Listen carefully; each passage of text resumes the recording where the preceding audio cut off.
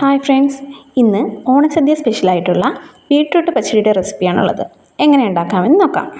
ആദ്യമായിട്ട് ഒരു ബീട്രൂട്ട് എടുക്കാം. ഒരു മീഡിയം സൈസിലുള്ള ബീട്രൂട്ടാണ് ഞാനിവിടെ എടുത്തേക്കുന്നത്.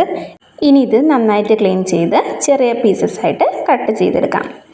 ഇനി കട്ട് ചെയ്ത് വെച്ചിരിക്കുന്ന ബീട്രൂട്ട് കഷ്ണങ്ങളിലേക്ക് എരിവിന് ആവശ്യമായിട്ടുള്ള ഒരു പച്ചമുളക് ചേർത്ത് കൊടുക്കാം.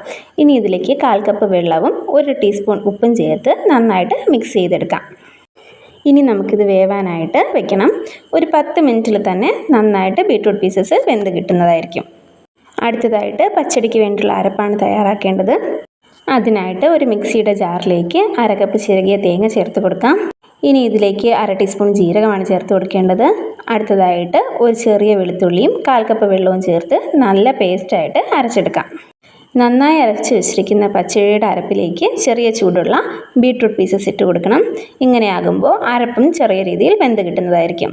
ഇത് നന്നായി അരച്ചെടുത്തതിന് ശേഷം ഇനി നമുക്ക് നമ്മുടെ പച്ചടിയിലേക്ക് ആവശ്യമായിട്ടുള്ള തൈരാണ് ചേർത്ത് കൊടുക്കേണ്ടത്. അതിനായിട്ട് 1/2 കപ്പ് തൈര് നന്നായിട്ടൊന്ന് കട്ടയുടച്ചെടുക്കണം.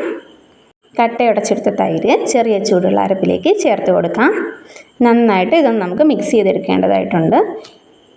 തൈര് ചേർത്തതിന് ശേഷം പച്ചടി ഒരിക്കലും ചൂടാക്കാൻ പാടില്ല. അങ്ങനെ ചെയ്യുമ്പോഴത്തേക്കും നമ്മുടെ തൈര് പിരിഞ്ഞു പോകാനായിട്ട് ചാൻസ് ഉണ്ട്. നമ്മുടെ ചാനലിൽ അപ്ലോഡ് ചെയ്യുന്ന വീഡിയോസ് ഇഷ്ടപ്പെടുന്നുണ്ടെങ്കിൽ ഒന്ന് ലൈക്ക് ചെയ്യാനും സബ്സ്ക്രൈബ് ചെയ്യാനും മറക്കരുത്. അടുത്തതായിട്ട് നമ്മുടെ പച്ചടിയിലേക്ക് ആവശ്യമായിട്ടുള്ള താളിപ്പാണ് തയ്യാറാക്കേണ്ടത്. അതിനായിട്ട് ഒരു ചീനച്ചട്ടിയിൽ കടുക് പൊട്ടിച്ച് ചെറിയ ഉള്ളിയും വറ്റൽമുളകും ചേർത്ത് കൊടുക്കാം. ഇനി നന്നായിട്ട് മൂത്ത് വരുമ്പോൾ കറിവേപ്പിലയും കൂടി ചേർത്താൽ മതി. താളിപ്പ് റെഡി ആയിട്ടുണ്ട്. ഇത് നല്ല ചൂടോടെ നമ്മുടെ പച്ചടിയിലേക്ക് ചേർത്ത് കഴിഞ്ഞാൽ നമ്മുടെ പച്ചടി പൂർണ്ണമായിട്ട് ഇവിടെ റെഡിയായി കഴിഞ്ഞു.